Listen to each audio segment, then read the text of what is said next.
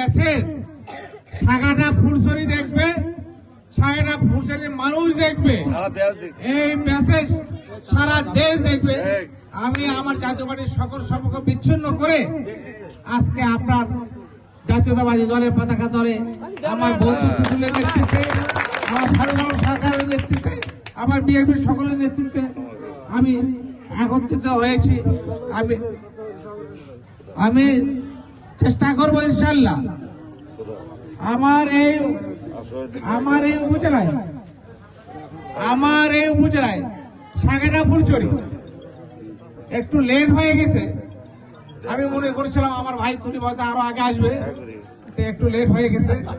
যাক, লেট হলো, এখনো কিন্তু অনেক সময় হাতে আছে, ঘন্টার পর ঘন্টা সময় হাতে আছে। আর আমার ভক্ত যারা সাগাটা ফুলছড়ি মানুষ যখন এই মেসেজটা পাবে, এই ছবিটা যারা দেখবে, আমি মনে করি তারা সকল তার ছিন্ন করে, সকল বাধা অতিক্রম করে তারা জাতীয়তাবাদী দল ধানের শীষে ভোট দেওয়ার জন্য।